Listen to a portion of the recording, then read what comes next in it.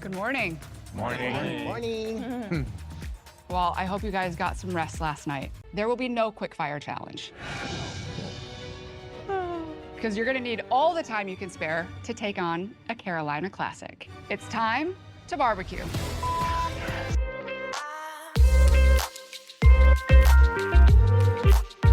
Welcome to the Eat Your Content podcast. I'm your host, Rich Herrera. This is your place for all things food and pop culture. Just a reminder to follow me on socials at Rich Herrera and at Eat Your Content on all your social media profiles, and also to like and subscribe on your podcast player of choice so you know when new episodes drop. We are again covering Top Chef, season 23, episode 6. We have the Team No Sleep cooking hogs all night. We have the mysterious case of the missing chef on Last Chance Kitchen. We got Tom Colicchio eating $500 s'mores. Just a whole lot going on in this episode, and covering it with me each week this season is Top Chef participant from last season, Chef Corwin Hemming. Chef Corwin, how are you, man? What's up, Rich? How you doing today?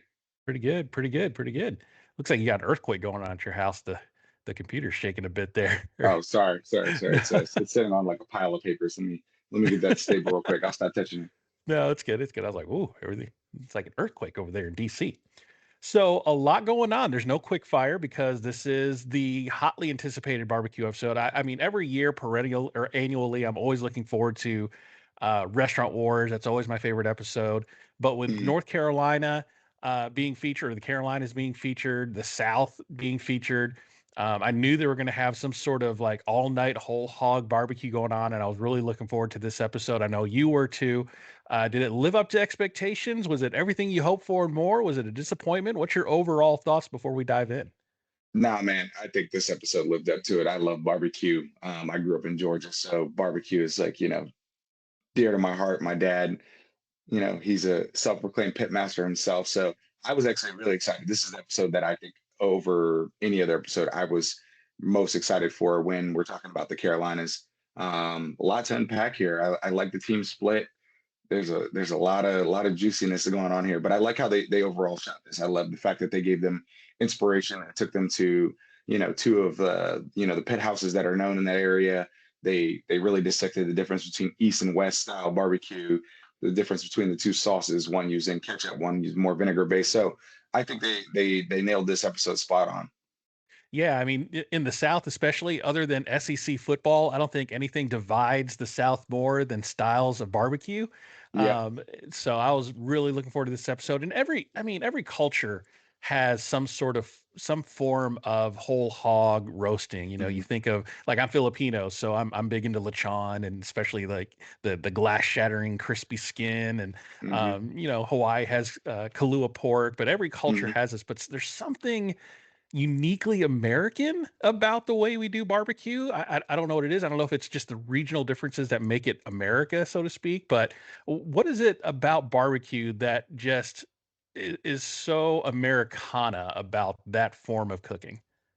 I think it's the fact that we build grills and we use these smokers to cook ours a specific way. Whereas like other cultures, like in Hawaii, their Kahlua pork is like you dig a pit, and there's many cultures around the earth that they low and slow dig it, and then it's kind of just forgotten about. You just set it and forget it. Whereas brisket is, there's a lot of like technique to it. Some people for a long time like, well, let's smoke the brisket, fat cap up so that all that fat drips down. And then once there were, basically like food scientists that got involved, they were like, that actually doesn't help it. That actually is drying it out faster. So you should smoke the fat cap down.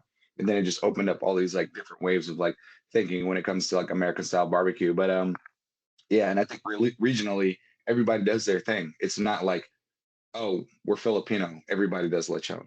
That's not it. Like you go to the Carolinas, it's strictly about the hog, and everybody does. They have the chopped pork, pulled pork.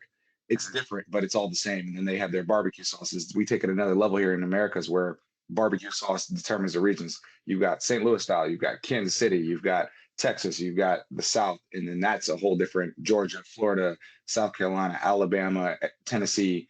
Everybody's doing something different. So I think when we're talking about American style barbecue, it's very methodical. It's a science now. You have to do it right. You can't just put up crappy barbecue because everybody's gonna hang you out the pasture. So, it is what it is. I personally think that Texas style barbecue in the Americas reigns king. I love Texas style barbecue. I think their way of doing brisket is far matched, next to none. And in that, they do every style of barbecue well. They roast chickens very well. They can do your pulled porks. I've gone to like other places and like had one thing that was great, and then everything else kind of like was like lackluster. And so I think Texas reigns king, but I think this North Carolina style did a really good job in this episode. Yeah, yeah, Texas, big on beef and brisket, and the Carolinas is all about the hog. So having this whole episode dedicated to Carolina barbecue, I thought represented the Carolinas really, really well. Skipping the quick fire, kind of going straight into the all night cook. But before we get into that and start talking about what we saw and some interesting takes, there's a couple of vignettes at the very beginning that I want to talk about. So we check in on Jennifer. She's still Mhm. hurting and everything. Anthony had a quote that said, "When the doctor fixes you up, we're all screwed." Yeah. And I want to bring up this point. We talked about it last week about Jennifer deciding to stay. And I got to think about it. And I listened to another Top Chef podcast, and they said that if Jennifer had decided to leave and come back, between her and Justin, they could have won possibly 500K. Justin would have stuck around this season, got to could get 250K. Then Jennifer comes on in a future season, she could win 250K. It's like you're doubling your winnings there.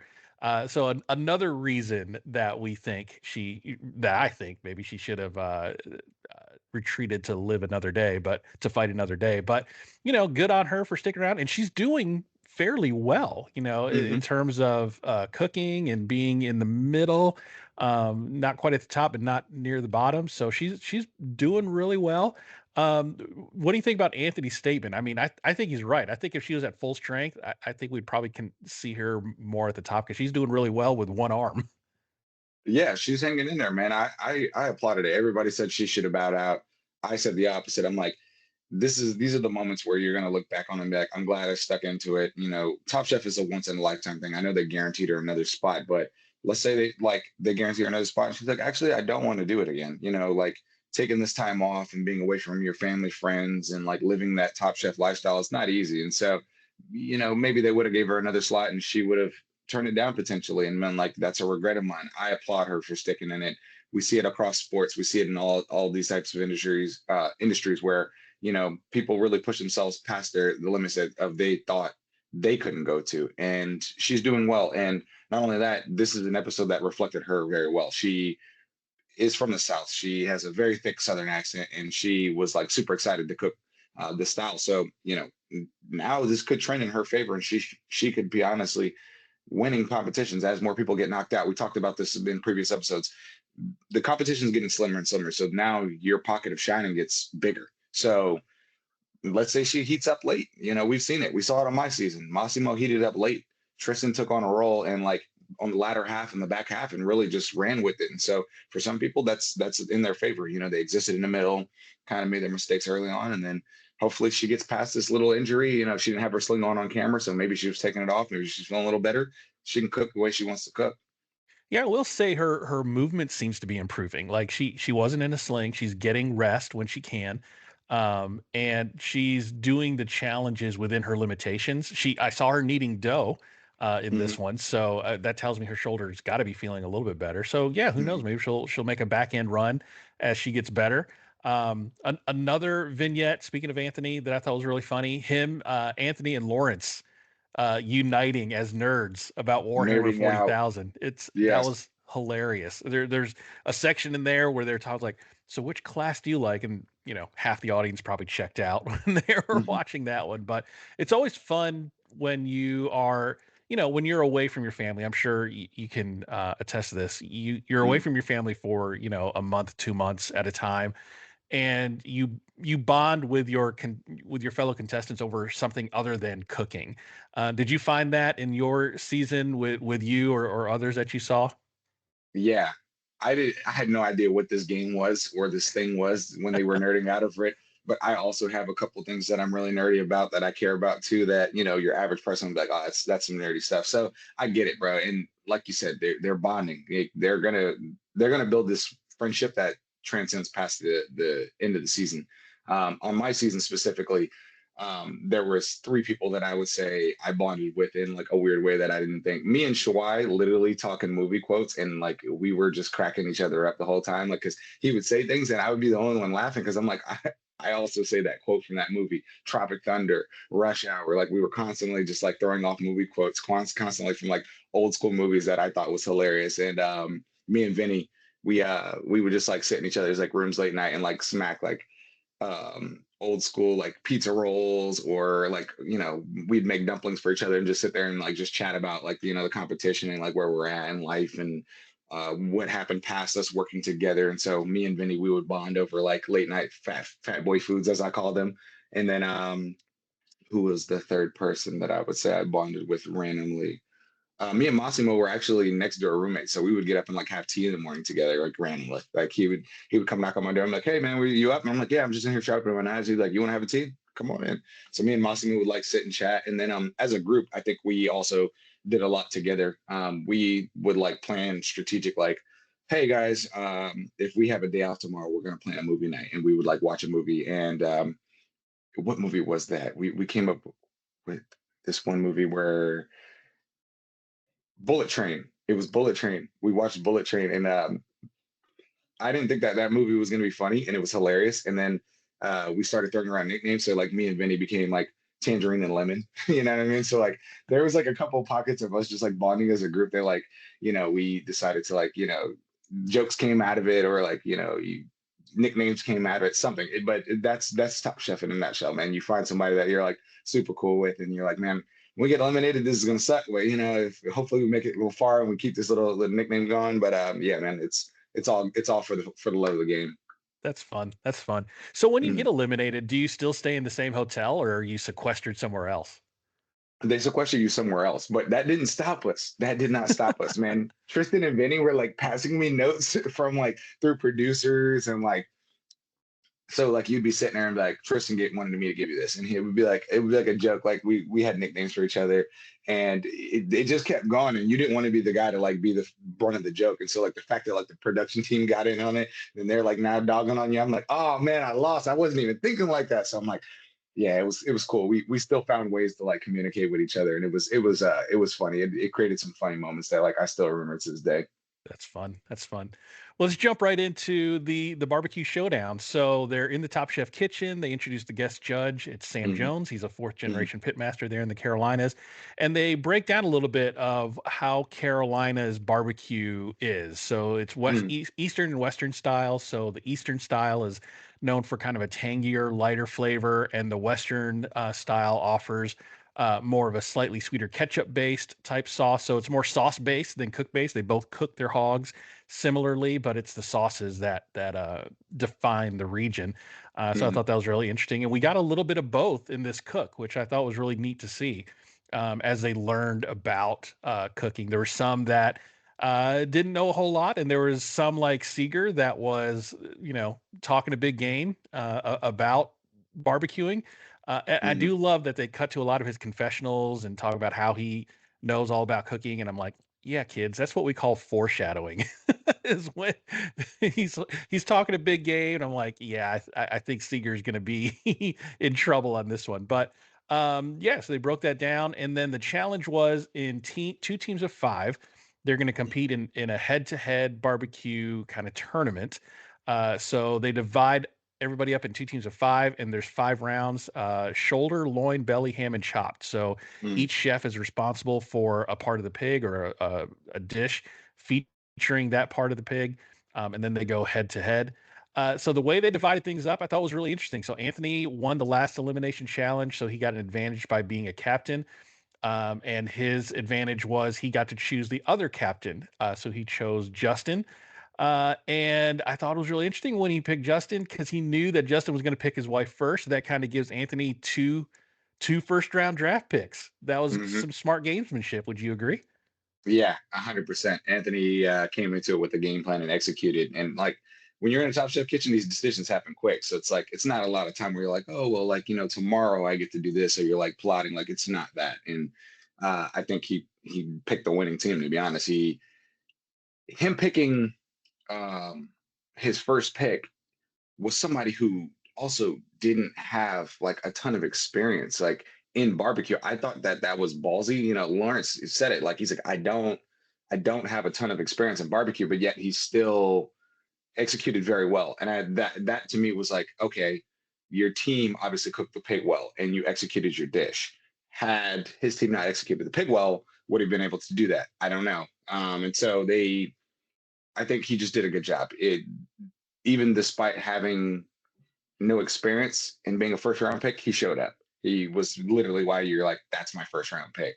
And so it was interesting. With Seeger, I disagree. I think he cooked the whole hog well. He just took the hardest part of the pig himself and fell short, which is to be expected. Everybody knew like whoever gets the loin is kind of fucked.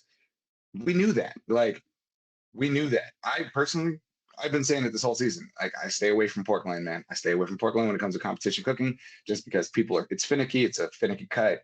People don't love it, and it's kind of like the last cut of pork that you're like, oh, I want that. And so I think he put his team on his back and took the hardest route. And I don't think he fell short. I think his dish was where he fell short more than the actual cooking of the whole hog. I think he succeeded in the whole hog. He took the stripe right on the chest and was like, I'm the captain. I'm going to take the lead here. This is what we're doing. This is how we're going to do it. We're going to do it opposite of them. We're not going to start the poles first. We're going to start the pig first. And had he taken the loin off like Lawrence did, he might have had a better cut of pork. You know what I mean? I think that's the difference, the degree of separation. Whereas Lawrence was like, I'm scared of the loin. I'm scared of this. So I'm going to do the safest thing possible. Whereas Seeger was like, I've done this before. I know what I'm doing. I'm going to take the loin because it's the hardest cut. And fell a little bit short. I don't see that as a loss for him. Even though he got knocked out, I didn't see this as a loss for Seeger. I thought there was two other people that didn't execute well in their dishes and kind of made some dishes, which we'll talk about later. But I think Seeger like tried to put the team on his back, and like it's like it's a playoff game. You know what I mean? Like in the 90s when you're facing Jordan, you're like, I'm going up against a killer and I'm going to try to go out. And Reggie Miller just fell a little bit short. Did he fail? No, I just think he just lost. And I think that to me is what I saw from this challenge with Seeger. Yeah, the two teams had diametrically opposite ways of roasting this pig. I thought it was really interesting to see this play out. The red team, Anthony's team, was Mhm. Anthony, Lawrence, Brandon, Sherry, and Duyen, and Justin's Strong team, team, yeah, stacked team. stacked team. And Justin wearing the gray aprons was Justin, Jennifer, Seeger, Jonathan, and Oscar. Now Justin was the captain, but really, like I agree with you, Seeger was really the leader Hmm. in showing everybody here's how we cook a hog in the Carolinas. But let's talk about the opposite ways that they cooked it. So Brandon on the red team was kind of like, hey, I've done this before. I'll take the lead in cooking the hog, and was kind of Seeger's counterpart on the red side. And like you said, they laid the coals down, put the pig on, and they took the loin out, Hmm. through after the first part of cooking and cooked it separately Hmm. because of it being notoriously dry. And Hmm. then Justin's team, Seeger, he basically kind of called him out on the carpet for that. He said, "You're in this confessional." He said, You're bastardizing the way we cook hogs. I'm leaving it in because that's the way it's supposed to be." And in the end, for Seeger, it dried out on him. And Yeah, unfortunately, and even one of the pit masters said, "Shout out to the chefs that took the loin out and cooked it I separately. do the That's what same I thing. do." You know. Yeah, So Brandon knew what he was doing, and Seeger, I'm sure, has done this hundreds of times. It just didn't work out for him this time. there's But just not one way to skin a cat here. You can, right, that's where like this is where higher learning comes into play. It's like, oh man, the loin sucks every time we smoke this. And then one day somebody was like, well, let's take it out. That's where like this is what this is. Like Seeker should adjust the way in which he thinks about whole hog.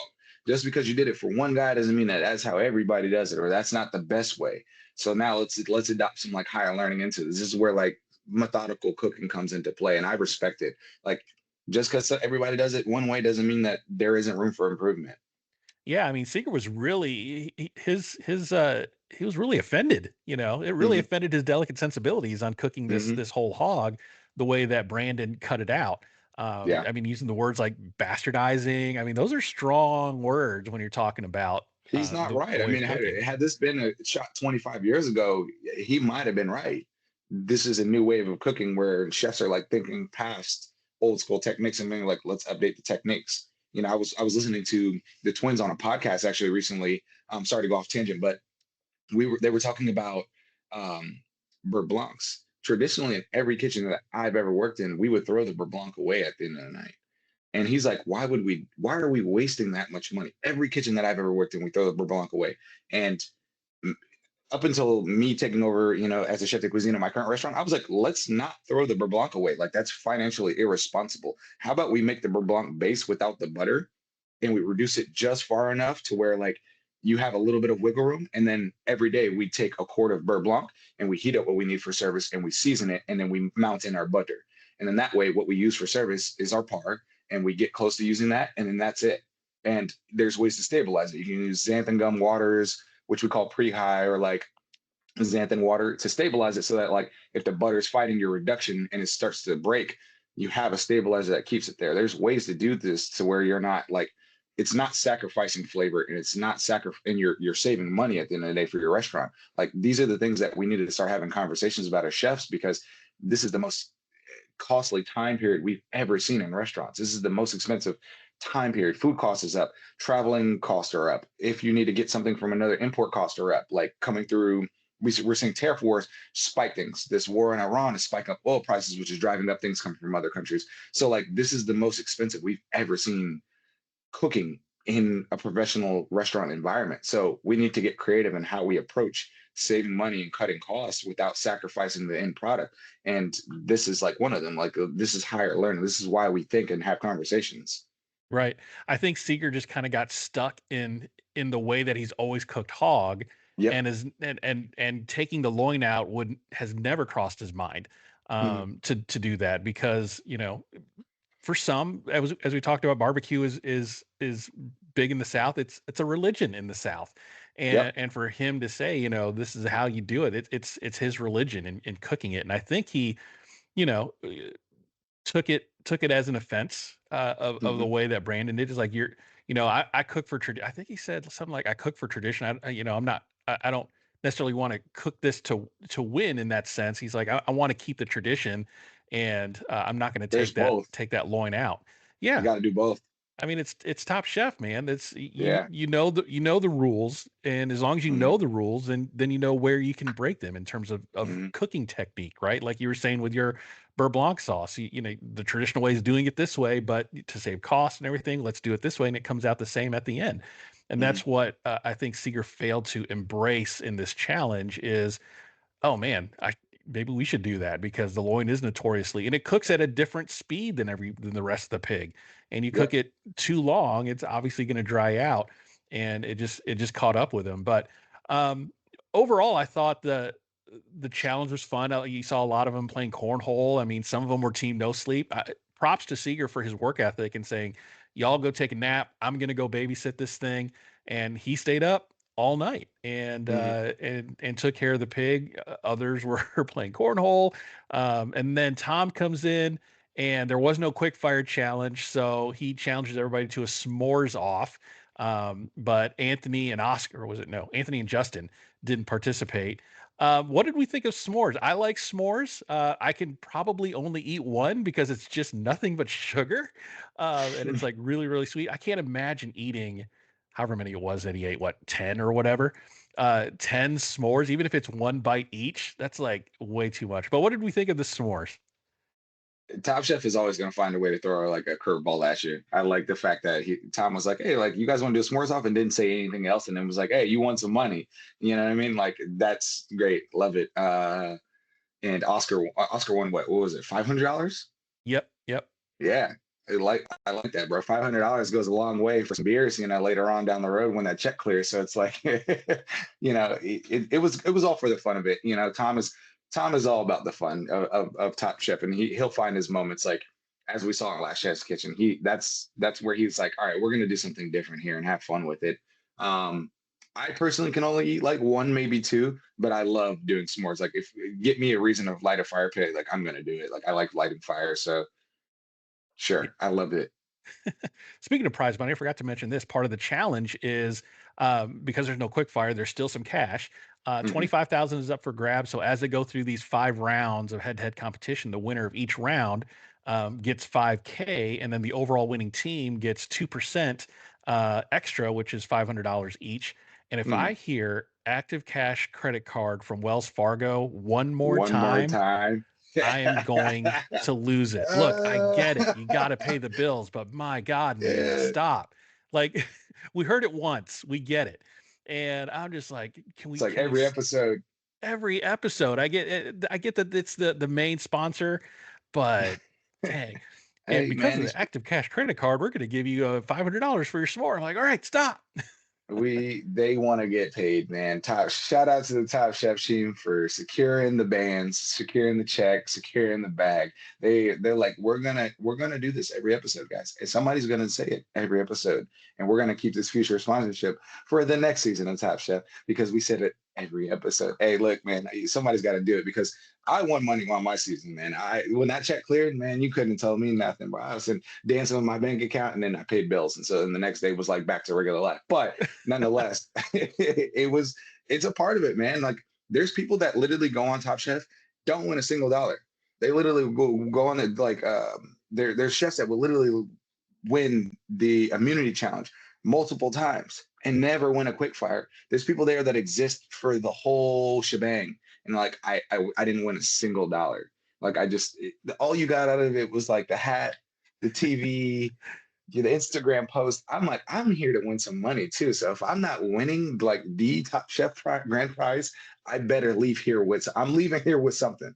So for me, like I won money, and I was like, all right, like this is great. And then to hear other people being like, I didn't win a single dollar. I'm like, damn, that sucks. Like I was actively trying to win those quick fire challenges. So when there was money up for grabs, I was like, oh, I'm swinging for it today. Like I'm going for it. Yeah, I mean, I do like that the quick fire challenges now equate to some money because you're Hmm. right. I do love that everybody has a chance to win some cash, even if it's not the 250K. There's enough money Hmm. to go around. If everybody won one quick fire, everybody would win something. Hmm. Um, okay. Thank you, Wells Fargo Active Cash credit card, where you get 2% off on 2% whatever purchase. Show me my money. Yes, 100%. Show me my money. Free, no free ads. But anyway, there we go. Uh, Maybe when I get your podcast sponsored for next year, I we'll know, right? see. Wells Fargo, if you're listening, I have a dollar amount in mind. I am. Tag them at Wells Fargo when we post this episode. That's They right. deserve to Everybody hear leave a this. comment at Wells Fargo. I have a price. I'm going to write this down on a piece of paper and slide it toward you there. But Two anyway, percent. 2%, 2% of whatever you paid Top Chef. I'll do that. 2% of whatever you pay Top Chef. Oh, anyway, we digress. We digress. So Oscar wins the s'more challenge. She had a spicy chili s'more made with chili pasilla and melted chocolate. And it stood out. Everybody's was kind of going sweet. There were some nuts involved on a couple of them, but he was the only one that had like a chili kind of spiciness to it. And Mhm. chocolate and chilies is a great combination. 100%, it It's works. yeah, classic combination. So he won $500, and then everybody's back to the grind down there. So the next morning comes, the all night cook is over, and the judges come in with a cavalcade of Carolina's best pitmasters. So 6:15 in the morning, they were done. I got to thinking, I mean, I was like, did they have pulled pork for breakfast? Like, you know what? They have to serve this while it's still, somewhat warm, right? So I'm thinking, man, Yeah, everybody had barbecue for breakfast I'm not this mad at morning. it. I would do that. Yeah, yeah, absolutely. So the head-to-head challenges, the head-to-head round. So the pit masters were all kind of bunched together as a collective vote, and then there was four judges that each had their own vote for a total of 5 possible points that someone could win. As we go to the head-to-head rounds, it was good to see Michelle back in Top Chef. She is a barbecue maven from Texas. Yeah, she's from Houston. Hmm. She's from So Houston. it was good to see her. So she knows what she's talking about when it comes to barbecue. So let's talk about the rounds. So round one was the shoulder. So it was Sherry versus Hmm. Justin. Justin making a milk bread from scratch. She did a barbecue sandwich with smoked pork shoulder, Alabama coleslaw, spicy pickles, and a dipping sauce. Sherry did a south of the border balsam, Eastern style vinaigrette, cabbage, chow chow, and a fresh herb salad. I Hmm. like that Justin made his own bread. I mean, but you have all night, so you could make your own bread. You had the time. Hmm. But I do like that he made his own bread, and that was a highlight of his dish. And then Sherry south of the border was a different take on that. I think Justin's had probably out of all 5 dishes, he had probably the most traditional looking thing Yeah. dish out of everybody. And Sherry wins 4-1. Obviously, we can't taste it, but what did you think? And did the right person win? Yeah, I think she really went creative with the shoulder. I would have also picked the shoulder. That the preneal is kind of like where I like to cook pork. It cooks really low and slow. It has really great fat content. I think she just went more creative. She went more pieces of the pork. She went more fatty pieces. She incorporated the chicharron. The bosom was really nice, where she incorporated like flavors of her South American roots, and she had her chimichurri sauce on there. So I think she just went harder at the dish, and everybody was like, "Oh wow, he baked his own bread. His bread was great," but the pork wasn't cut. He was trying to be too cute. It's barbecue. Like a component of it is not cute. Like it's long cooking. It's hot. It's slow and slow. You're burning yourself a little bit. It's greasy. Like there's a lot of it that's just not cute about making barbecue. And I think he went a little bit too like composed on trying to make like the pork sit on the bun, which the judges spoke about. And um, I think Sherry just crushed it. She's stepping up to the game, and she's throwing her hat in the ring like we've been talking about, and she's winning me points. As one of my team. So I was super hyped to see her sweep that one, and her dish looked really nice. Yeah, looked really good. So she wins 4-1. So Red takes the first round. Round two was the dreaded loin. It was Seeger versus Mhm, Lawrence. Lawrence did the pork loin three ways. He did a smoked pork mhm. loin, pork floss, and an East meets East sauce. And it looks like the red team made the right call by pulling out the loin because it came out really tender. Seeger did a pork loin, crispy ear terrine, and a mustard-based carrot barbecue sauce. I really liked Lawrence's. I mean, he was clearly the winner. And the funny thing is, the pork floss, which was the best part of his plate, wasn't even his idea. It was Mhm. Sherry's idea. It was Sherry's And idea. yeah, yes, that's teamwork, making the dream work there.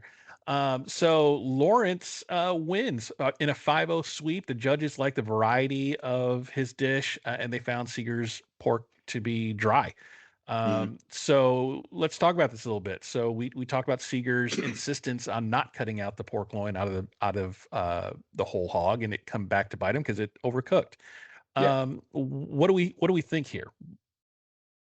Uh, I want to talk to Lawrence's dish first. The pork floss is a Sure. great idea. Yeah. Sherry, just if you want some money on that dish, throw her $5, man. Like she literally gave you a win because let's say Seeger cooks his pork loin perfectly in an alternate reality, and he doesn't use the pork floss. Does Seeger now win that dish because there's the degree of separation is tighter now? But nonetheless, I think he just executed because he did multiple variations with the loin. Like he took the shittiest cut of the pork in everybody's eyes and made a really banging dish. And yeah, so in terms of Seeger falling flat, I liked how he approached the dish. I just think it was also once again a little bit too minimalist. Like you didn't really do anything to stand out, and your pork was you messed up your cook on it. And so at first when I was watching, I didn't think that's because the judges didn't really have no notes. They were like, oh well, like his fell a little bit short. We didn't like the sauce too much. The carrot kind of got lost, like da da da. And then Tom was the last one to say like, oh, his pork was a little dry, and then it kind of cut the scene. And I was like, oh, what was that about? You know what I mean? Like, did everybody agree with that, or was it just Tom being throwing in a critique? And then as we come out later, they're like, no, everybody's was dry, which I thought before that maybe two of the other chefs that were also in the bottom three would have gotten sent home. And also like they have their way of judging things. Like I would have given Seeger a little bit of leeway because he cooked the whole hog, and then some of his teammates did win, so he didn't totally fall flat. It's just that one cut. So degree of separation here, and Yeah, the pork was dry and the carrot barbecue sauce wasn't a big hit. And I yeah. think Tom said it there at the end. He said he chefed it up a little too much, which was my fear Mhm. of this challenge, right? That when you go into something so traditional as barbecue, you do want to make it Top Chef worthy, but how much do you futz with it until How it's too far do you go? chefy? Yeah. How far do you go? And I think he went a little too far in chefing it up, and it was very minimalistic. It was very small. It looked like, Three components. yeah, three components. It looked like part of a multi-course tasting menu. Yeah. Whereas, you're feeding pit masters outside in the outdoors at Splendor Pond, which was beautiful. So he kind of, I don't know, didn't read the room in that sense of what they were Mhm. probably looking for. But Lawrence wins in a 5-0 sweep. So red team takes this one. And because there's 5 rounds, the first of 3 wins, and round 2 went to red, and they're up 2-0. So going into the belly round, round 3, it was Brandon versus Jonathan, the battle of the twins. Make or break for the gray team. They got to win this one to stay alive. Jonathan did a pork belly, chicharron, succotash, and pimento cheese. Brandon did a pimento cheese espuma, which we'll talk about here in a second. Brandon did a smoked barbecue pork belly, mac and cheese, collard greens, and mustard onions. And Brandon had a very traditional plate as well, kind of like Justin there. And Brandon wins in a sweep 5-0. And the downfall of Jonathan's was really that pimento cheese espuma, which Tom walked around and he tried to hint to Jonathan, hey, you may not want to do that, in his committal Tom way of trying to make you rethink, is this really a good idea for you? I do like the idea of pimento cheese with the pork, but he deconstructed the pimento cheese so much that it was almost unrecognizable. And Mhm. it didn't have that texture of what pimento cheese is known for. And it was just, and at Tom at the inside, it was just bad. Yeah. So a rightful 5-0 win for Brandon. What did we think of Jonathan there and Brandon, the twins? So he also committed the sin of, what was it, 2 episodes ago, where Tom was like, I don't like being told how to eat my meal. That's right. And he did it again. He did it again. He said, take your chicharron and like drag it through the sauce. And when he said that, I'm like, oh, Tom's gonna say it again. Oh man, Yep. he's not in good graces here. Yeah, I So am he kind of surprised he right off the didn't bat, bring that up in yeah, his but judging. he probably did. They just probably didn't cut it in. So it's like he once again goes against what Tom says, and it's like, dude, Tom's the guy, man. Like you got to listen to Tom when he throws you a gem. Like there's when you're in the Top Chef kitchen, Tom is like walking around like nose in your mise en place. He's like right next to you over your shoulder. So what you got here, chef? And he's like, oh yeah. So like, what are you gonna do with this? And he's like really poking and prodding and seeing like if what your idea is gonna come to fruition or if you're messing up. And he's also looking like, is your sauce broken? Can I taste this? Like he's not scared to like get in there and like see what you're doing. And it either leans in your favor and you like wow him, or you say something that like it leaves an impression on him, negative or positive. And in this case, it was negative. He tried to throw him a gem, he didn't take it. And then he told him how to eat his food, which Tom hates. And it's like, bro, like you just shot yourself in the foot. But me personally, I hate pimento cheese. So I'm like, me personally, I'm like, I, I I would have been like, yeah, I'm cool. Like you turn something I don't like into an espuma, cool. Love the fact that you put it in an ISI canister. Does it actually taste like pimento cheese? No, because the texture of pimento cheese is very specific too. Like the texture has a taste. So just cook this belly well, but I thought the dish looked nice. It was very composed again. Once again, a lot of composed dishes here, not meeting the mark. And it looked really nice. The pimento cheese, the spuma was like that bright color. The chicharron was like nice and curled on top, and then the twins were like throwing shade at each other. Oh, I didn't buy mine from the store. I thought that was funny. Their banter and the fact that they also like have twin power and also both chose pork belly. I'm like the judges were surprised, and I'm like I'm not surprised at all. I had twins and I can't wait till they get older. And I'm like, they're just gonna do the same thing without even recognizing it just because of the fact that they're twins. So like they were surprised and I'm like, I'm not. Like this is what twins do. They do shit like this. This is my life in the future. So I thought that was hilarious that they were a little bit shocked by it. But his brother, I think he took a really classical approach to like Southern cuisine. He had like the mustard onions on there. He had the fried mac and cheese bite. He had his pork belly. He had like components of like soul food or like southern food on a plate, just like deconstructed or reconstructed in a certain way. And I think the fact that his brother messed up with the pimento cheese, it just gave him all the room to win. Yeah. Yeah, I agree with you. I was surprised that Jonathan. I kind of wish if Tom did say, "Hey, what did I tell you about telling me how to eat?" I really wish if they did say that, they should have cut that in. But I I don't. told you Yeah, last time. that's It's like, all right. right, Dad. "Oh, okay, Dad." Right. And when Tom walks around the kitchen and he's looking at your food and he's questioning you about it, think about what he's saying, right? Like he's doing Yeah. that for a reason. Like he's been there. It's 23 seasons. He knows what he's Tom has talking been a about. chef for like 34 years. I mean, his restaurant in New York City's been, Craft has been open for 25 years. He knows what he's talking about in his world. Like, you got to take it seriously. Yeah, I know sometimes he phrases it in a way that makes you question everything, every decision you've ever made in life. Is he But trying to break you? I don't know. yeah, Like, yeah. oh, But that one Tom, was don't very ever change, specific. Tom. It was very Don't specific. ever He's like, change, man, Tom. you do a pimento cheese and spuma down here in the South, you might get you might get kicked out. But try to tell him. All you can do is give him the information. You can lead the Yep. horse to water, but you can't make him Can't drink. force it to So drink. that's right. So round four, we have ham. We got Jennifer and Anthony. Jennifer did a Mhm. ham steak, black-eyed pea puree, hush puppies, smoked grapes, and pickled collard green stems. Anthony did a ham mojo, black bean puree, oranges, and hush puppies. Mhm. And this round really didn't matter. So Brandon winning 5-0 in the last round gave Red the overall win, 3 rounds to nothing. They swept him. But this is, Mhm. still some prize money because each winner of each round gets some cash. Jennifer wins 4-1. Tom thought it was a beautiful dish. Michelle loved Anthony's mojo. So they were both good dishes, but Jennifer just edged it out. The black-eyed pea puree, I never even thought to puree black-eyed peas. That actually sounded delicious.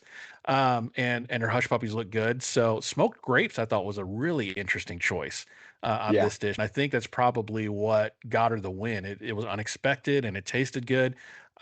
So what did we think of the ham round? And I do, well, before we talk about that, I do like they asked about ham to one of the pit masters that they toured, and they're like, yeah, we don't even mess with ham Yeah, we on just that. it's chop it up into the final cut. That's right. I thought both of them actually approached the ham really well. This was the cut. Like if I would have got it, it would have scared me a little bit because a ham steak is like it's a very 1950s style of like eating. And what are we doing with it? It's just the holiday cut. It's discarded. But they both like used fruit. They approached both of their dishes the same way. They both did a fritter black eyed pea kind of take on it. They both used a fruit component, which I'm like, oh, they're in sync. They're kind of like thinking in the same direction. I just think maybe her being from the South just gave Jennifer an edge, and she just had a one up. But I thought both of them executed their dish pretty well. So Yeah. Yep. And then the final degree of round, we separation, have what's that? just a degree of separation, really. Yep. Yep. And then the last round we have the chopped version of the pork there, Du Mhm. Yen versus Oscar. I thought Du Yen was pretty funny when they were talking to her confessionals, like, oh, Dwayne's gonna come out. There's this other personality that comes out to fight, you know. She So was like, that's right. she was in So the back of the Dwayne van, came pissed out. off. Dwayne came out during this episode a little bit, which I thought was hilarious. Oscar did a pig face stuffed tamale, curatado, and a salsa ahogado barbecue sauce. Deanne did a chopped barbecue papaya salad, summer roll, and fried spring roll. One thing that Deanne brought up that I didn't think about in this competition is the chopped being the last round. Everybody gets the prime pieces of the hog after it's Mhm. cooked, and then they're left with whatever's left. And they could be off cuts, it could be less desirable cuts, and they have to turn that into something. That's why you chop it up finely and put some sauce on it, and it comes out pretty good. Mhm. So the winner was Oscar with his tamal over Duyen, and I think Kristen said it best. You just got more pork with Oscars than you did with Duyen, and I think that's probably what got Oscar the win there. What do we think? Yeah. Yeah. Once again, she went very creative in terms of like turning it into, Southeast Asian spring rolls and using it as a filling. But, when you looked at her plate, the spring roll is all of yay big. And it's like, okay, you're going to get a pop of it versus him. He had a tamale and that thing was loaded. Like he treated it right. Like if you're going to get barbecue, you're going to get chopped meat, give me chopped meat. And I think he just did that. The curtido, it's Central American, like pickles, basically. So like when I saw him like doing curtido, it literally took me to like my restaurant where we have a lot of El Salvadorian, Guatemalan, um, Honduran cooks, and they literally on pupusas you have curtido and you have like this like tomato. It's like a salsa, but it's like a very watery salsa. Kind of mimics like how watery like Carolina barbecue sauce is, and so there's some similarities culturally here that I think he just approached it like, all right, let's go in the direction of barbecue and let's not get too weird and gave you pickles. He gave you the starch, which is, we always see starch on a plate in barbecue, where there's a slice of bread or some hush puppies. And he gave you a lot of meat, and it was still composed, though. It wasn't a dumpster plate. But like Chris said, he just gave more pork, and that got him a W. He got $5,000 out of it. And I think it's also like he won the $500.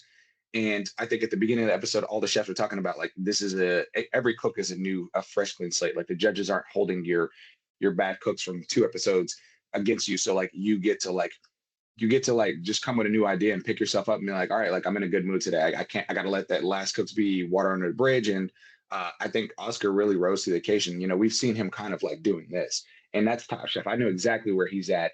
From somebody who was also, I was doing this at the beginning of mine until I like hit a stride and got eliminated. But like you have these moments of like things being out of your control, and you're like, oh, the boat's rocking, and it's like, you know, you make a little mistake and it can get you eliminated. But, you know, I think he's got to learn how to stay there. He's got to learn how to either be in the middle or at the top. And if he's back at the bottom again, if he overcooks something the way he did with his lamb chops, he's going to get out of here because you may have you may have a cook where everybody executes and one person messes up. You may have a cook where everybody executes and nobody really messes up. Like I got eliminated off of just product. We couldn't get saltfish. You know, we had to substitute something and we still executed. And I was like, oh, our dish is really tasty. I was like, this may get us past it. And then didn't, you know what I mean? Like, because everybody executed that day. And that's where I think the difference maker of these latter episodes that we're getting ready to see, that it's gonna weed off people that are like, we've seen the people make the mistakes, so they're gone, you know, they're an LCK or they're fully eliminated. Now it's like you're gonna have to stand up against Lawrence. He's cooking. You know, he had his one moment of like having a trip up with the salad, but at this point, I think everybody realizes, all right, this is what I need to do to win and like go for it and make that top three so we can like figure out who's going to be the next top chef. Yeah, so we're getting to the point now where people are losing by degrees. Like they're not losing because it's a horrible dish, or they're not Yeah. losing or being eliminated because they're, forgetting elements or whatnot. They're losing because the pork was too dry, that Yeah. sort of thing. We're losing by that. And as we get further in the competition, that's where it's going to be. And Oscar's right. You're only as good as your last cook, and you got to be like what Ted Lasso says: be a goldfish. Forget Yep. about that. Move on to the next thing. So, with Jennifer and Oscar winning the last two rounds, it gives Gray their only points for the head-to-head competition. So Red wins overall, three rounds to two. So that puts Red at the top of the judges' table, and that puts Gray at the bottom of the judges' table. So let's talk about judges' table for a minute. So as I said, top of the judge table is the red team. That's Anthony, Lawrence, Brandon, Sherry, Duyen. Bottom of the judges' table was the gray team, which was Justin, Jennifer, Seeger, Jonathan, and Oscar. Overall winner was Lawrence. They Mm. loved his three-way interpretation of the loin, which is interesting because everybody was afraid of the pork loin. Nobody wanted the pork loin, and that's what ends up winning it. So when you take something that is going to be a challenge and you figure out a way to rise above it with the help of your team coming up with the pork floss there, he found a way to win. And Seeger was eliminated because Tom said he tried to chef it up too much, which again was just my fear of this challenge. And Seeger was the embodiment of that for me. And the loin was too dry. So again, that was nobody. I do like what the judges are saying here. Nobody made a bad dish. Like you're just picking. Unfortunately, just the technical things that is sending a person home now. It's not because things Mhm. were bad tasting or were awful. Mhm. It's just technically who stepped up and who was able to overcome this challenge. And unfortunately, Seeger was heading out. He was eliminated. So, what do we think of the winner and the eliminated chef? Do we think the right person was eliminated?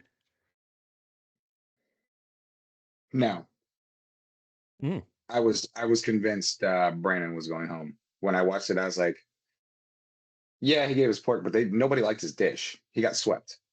And the pimento cheese was weird. It like Tom said, like you might get kicked out the South for it, and then nobody liked his dish. Like you saw a clean sweep in the judges, you see a clean sweep in the peanut gallery. I was like, ooh, and everybody had like, yeah, like the pimento cheese just didn't do it for me. And you took something that was southern and didn't hit it home like you. So I was convinced that, and plus, like you lost, and your teammate who also lost, who got eliminated, cooked the pork for you. So he cooked your piece of pork very well for you, and you just didn't execute your dish. That to me is like, if he would have overcooked the whole pork and his whole team lost, Seeger deserves to go home. He cooked the pork well for his whole team and took the hardest cut and didn't execute.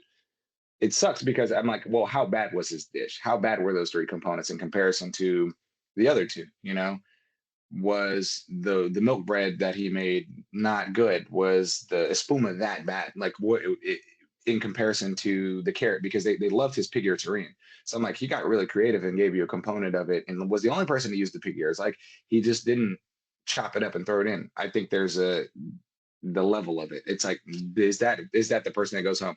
Once again, I wasn't there to taste, but I me personally, when I was watching it, I was like, ooh, like this is where the twins get separated, and or Jennifer loses her partner and she's just out here with one arm and no help. You know what I mean? So I think that's where I thought this episode was trending. And so it sucks to see that Seager, he was my number one draft pick.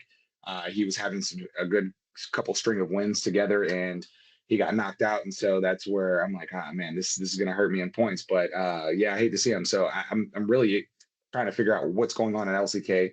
There was no chef coming in. What the hell is going on? Is Seager going to be for the next one? Did something happen that we don't know about? I'm trying to figure this out. There's a lot to unpack with LCK here.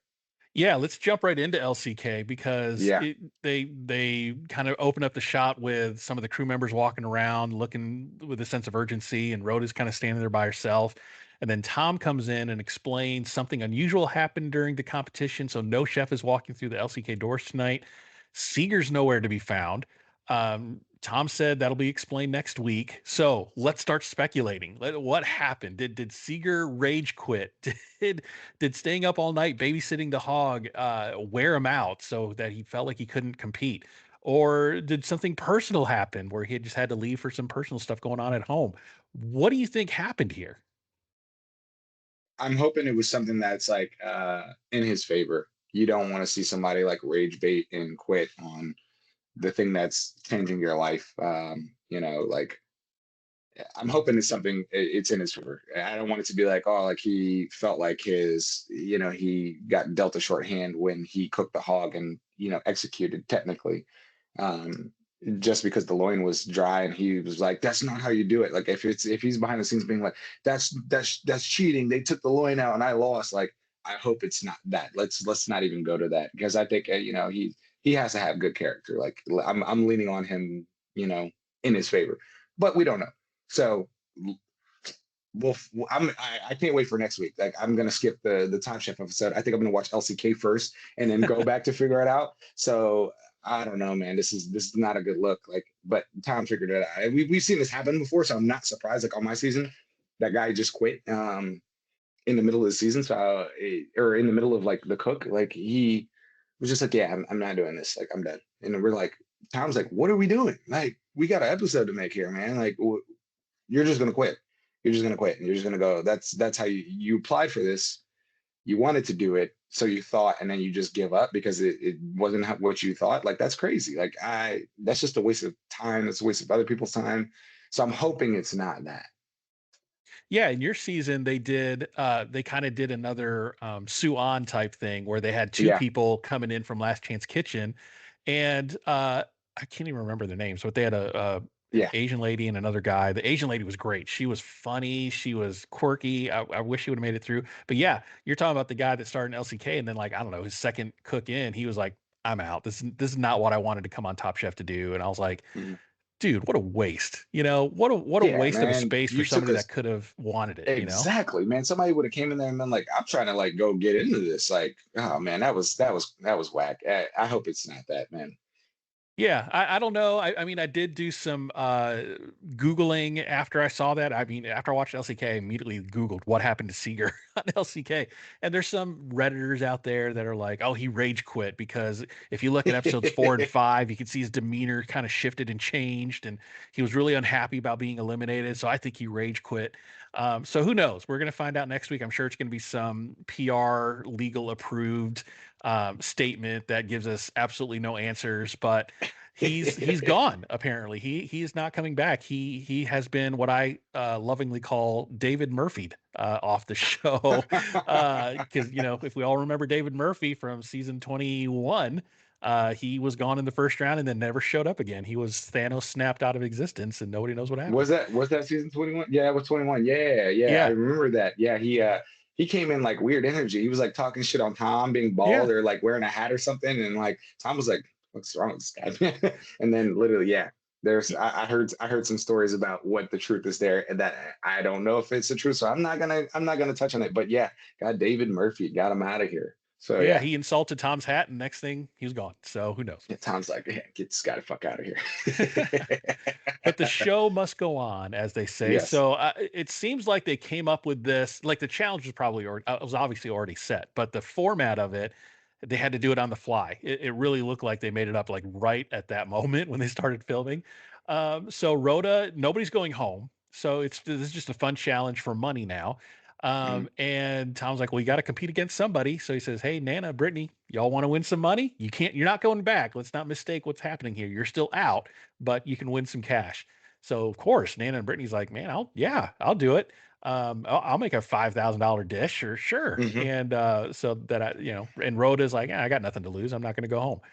So the challenge I thought was really funny. So during the middle of the elimination, or while they were shopping for the barbecue or the whole hog cook, Tom sent a video message to the two teams and said, "Hey, you're going to get an extra 2%, courtesy of the anyway, an extra 2% on your shopping budget to buy whatever you want. The only thing is you got to separate it from your main ingredients, and you can't tell the other team." So they thought, "Oh, we're going to swap ingredients and all that." No, these weird ingredients ended up being on the last chance kitchen table. So they had some weird stuff like duck heads. I think somebody was looking for durian, which, man, that would have been funny if somebody picked durian. Fish sauce, some bitter melon, and some other like wild stuff.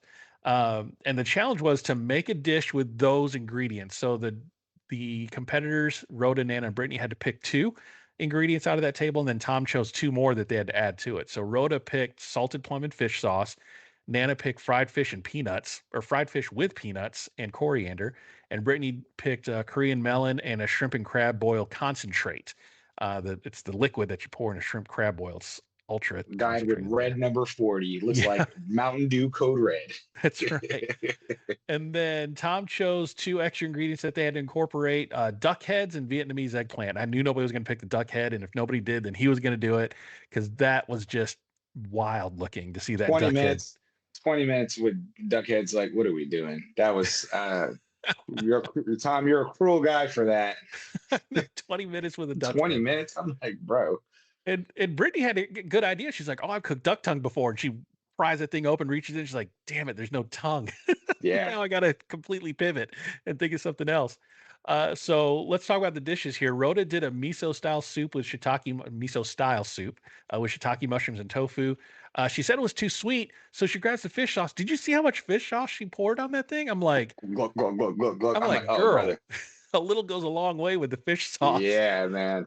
And when Tom was tasting it, you could visibly see him like recoil, from just the level of saltiness that was in that dish.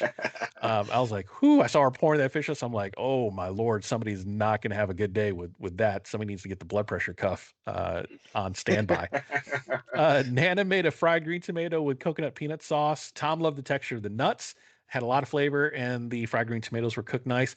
And Nana was cooking relaxed, like she was in her bag, like she had nothing to lose, everything to gain. So she Yep. just like at 20 minutes is nothing. And Nah. we've seen her kind of fall apart on these time challenges, but she really was like moving smooth through the kitchen. She had enough time to make a little salad at the end, and But that's um the thing. If you know Nana, that's Nana. Like Nana's like she's big chilling energy. Like that's why like you seeing her, in the first couple cooks and then now versus now, it's not the same person cooking. And yeah. she said it. She's like, I didn't know who I was. Like I don't even know who I am now. And I'm like, no, you do. This is who you are. This is the Nana I know. Like I've seen those versions of you. This is the Nana I know. This is the Nana that everybody loves. This is the Nana that like is enjoying cooking. Like her supper club this is the version of her where she's like big chilling. She's got the energy. She's running the show. This is her, and she won 5,000. No, let me borrow $10 one time. I know I said no to everybody when they were asking me when I won mine, but like shout out to her. And I thought this was cool. I also in my season, I also got picked to do this. When it was Katiana versus Cesar, and they had a three-way tournament style win to go back in. It was Katiana's last cook, and it's like one of y'all's going back in. I was like, they're going to pick somebody to be sous chef. So I was like 100% somebody in our peanut gallery is going to go back in and cook. And sure enough, I was in there, and I won my cook for Cesar to get him up 1-0 against Katiana. But this is what LCK is. Like, if you study Top Chef, there's a theme. Like, I'm pretty sure in a future elimination challenge, two people are getting knocked out. Next episode, it's two or three people are gone. Like 100%. I'm willing to roll the dice on this. We can bet a couple side points on this too if I win and I'm right. Let me throw me 5 extra points, because it's just like Top Chef. They stick to a theme. They have their way of like spicing things up and jazzing things up and throwing curveballs into the competition to where it makes it hard. For example, everybody thought those ingredients were for the other team, but in reality, it was for something that they just didn't even see coming. And so I like the idea of like, let's keep throwing the Top Chef curveballs at him. Let's like, the s'mores challenge, for example, he didn't tell them they were going to win money. And then it's just like, oh, you won an extra 2%, $500. Like, everybody's probably like, oh, damn, like I should have, were you cooking to win in this little side challenge, the side quest? No, you weren't, because you didn't know there was money involved. So it's like, that's where like Top Chef keeps people on their toes. And it's like, the person who just had a good idea, the person who like went for it is going to win out. And so I think, they've got to continue to be on this pace. And as there's only a couple people left and we're getting ready for a restaurant wars, these chefs got to be on their toes here. Yeah. I really wish I just saw this Nana in the earlier competitions. So that tells me her nerves just got the best of her in those first 2 episodes. And just, she didn't, I guess she just didn't know what to expect. You never do until you're there. And now that she was kind of with no pressure, she was just relaxed and cooked and looked like she had fun. So it was really neat to see her in that element. And then Brittany did a poached shrimp with cucumber, carrot, eggplant, and melon. And Tom said it was under seasoned. He said, if I can take half of Rhoda's dish and put it in yours, it would have been the perfect level of seasoning. So the winner of LCK was Nana. So she comes back from being eliminated, wins some money, wins you some points because she's on your team in the draft. So that was pretty interesting. We never had that happen in the history of the Eat Your Content Top Chef draft. So making history here. I'll take it straight to the bank. That's right. Every time. And Rhoda stays on because Seeger was a no-show. So nothing lost for Rhoda. She'll be back next week with whoever gets eliminated there. But overall, I thought it was a really good episode. I love the tournament style of the whole hog cook, and the little twist in LCK because of Seeger not being there was fun and interesting. So yeah, we did it. We covered it. Didn't have to pull an all-nighter like the chefs did, but we covered it all. And yeah. So what's going on with you? I want to give you the last couple of minutes of where can people find you on socials and what's going on at the restaurants? You can follow me at Chef Corwin Hemming on Instagram. Everything at the restaurant, it's hot in DC now. Like we were risking 80-degree weeks, and I am here for it. I'm like, I'm wearing shorts every day. I'm at that point now where it's warm outside. We're in full spring mode, and I'm just basically channeling my inner Justin. I'm ready to break out all the shorts and with the 5-inch inseams. That's crazy. I have really long legs. I'm 6'2", so no 5-inch inseams for me. Those would be boxers for me if I was wearing 5-inch inseams.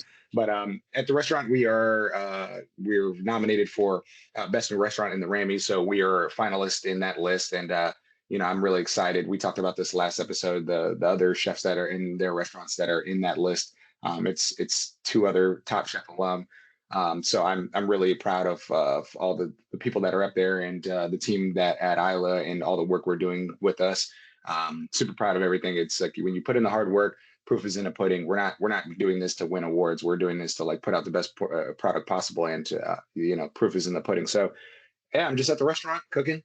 If you want a good meal, you want something different. If you want some electric food, come by, see me.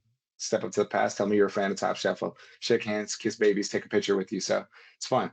Awesome. And don't forget to follow me on socials at Rich Rare and at Eat Your Content, and like and subscribe on your podcast player of choice. And if you like what we're doing, we had a fun time today. If you like it, leave a review. I'd appreciate it. Give us a thumbs up. Chef Corwin, thank you so much. And we'll see you again next week. Yes, can't wait for it.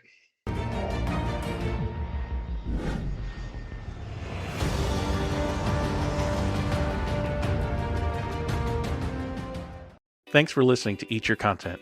If you like what you hear, please consider supporting the podcast through my merch store on TeePublic. Get great quality items like t-shirts, hats, mugs, and more, all sporting the vibrant Eat Your Content logo. Go to teepublic.com/user/eatyourcontent for more great items, and thanks for your support.